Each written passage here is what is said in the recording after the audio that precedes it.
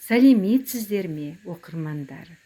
Бүгін қызанақтар мен тәтті бұрыштан ерекше дәмді әрі оңай лечо салатын дайындаймыз.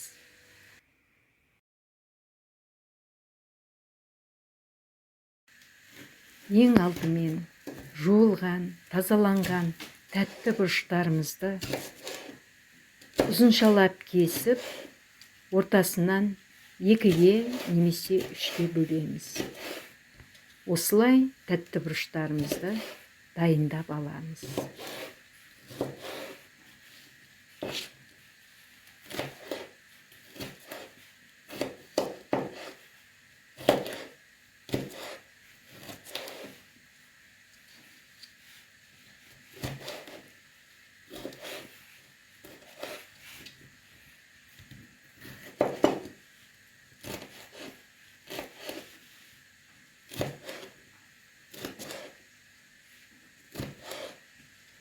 Дайын болған тәтті бұрыштарымызды кенде ыдысқа салып, қайнаған ыстық су құямыз.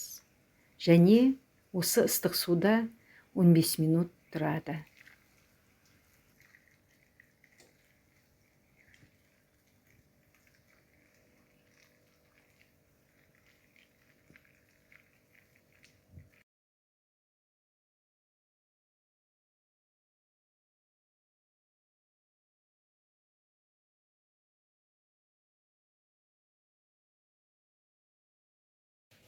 Енді жуылып тазаланған қызанақтарымызды турап, артық жерлерін кесіп дайындаймыз.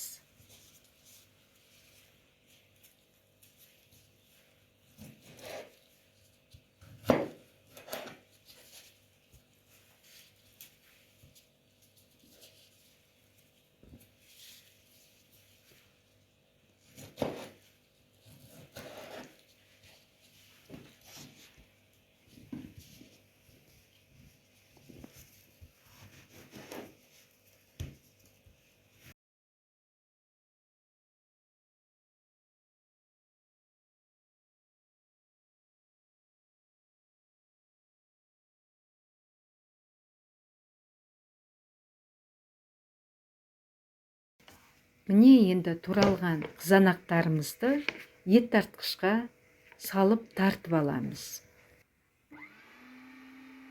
Қымбатты оқырман, менің каналымның дамуына өз үлестеріңізді қосыңыздар. Каналыма жазылып, лайк басып, комментарий жазыңыздар.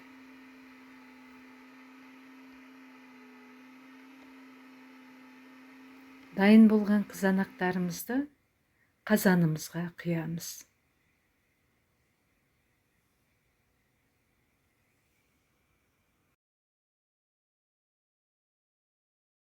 Қызанақ 1 кило. Осы 1 кило қызанаққа 25 грамм тұз, 70 грамм қант ұнтағы және 10 түйір бұршақ қара бұрыш. Және 3 түйір қалампыр, 70 миллиграмм өсімдік майын құйып, жақсылап араластырамыз.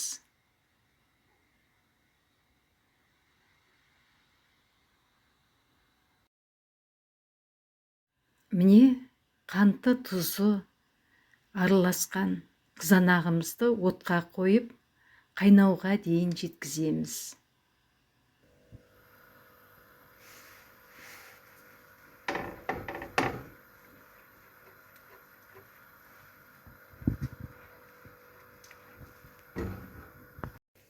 Міне дайын болған тәтті бұрыштарымызды судан сүзіп, сүзгіге салып, суын сорттырып аламыз.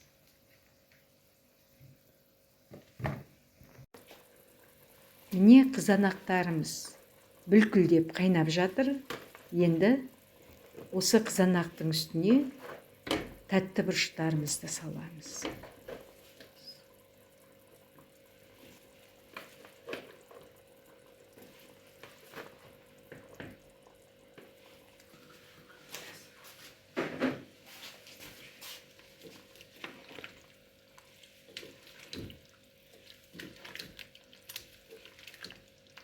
Енді осы қызанағымыздың үстіне салынған тәтті бұрышымызды да орташа отта 15 минут қайнатып аламыз. Енді 9 бас сарымсағымызды уақтап турап аламыз.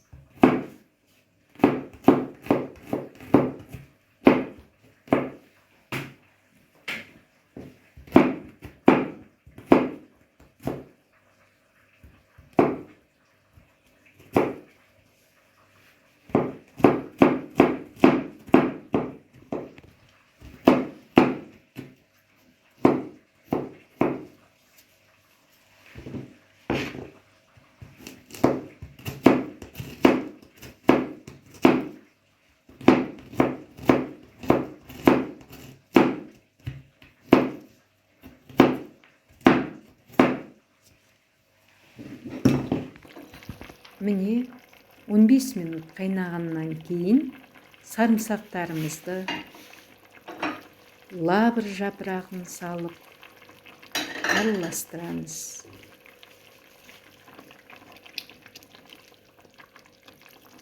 Тоғыз пайыздық 30 миллиграмм уксус құйып тағы да араластырамыз.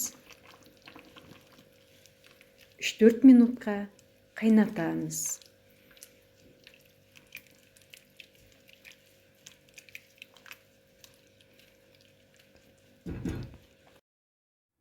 Міне қош иісті, дәмді лечо салаты дайын болды.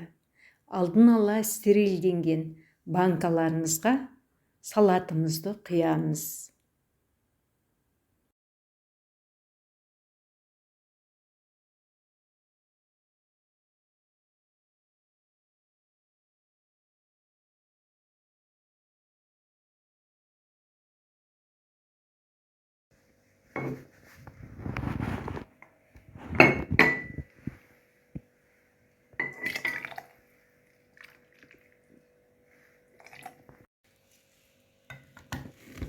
Қақпағын мықтап бұрап жауып, салқын жерге сақтаймыз.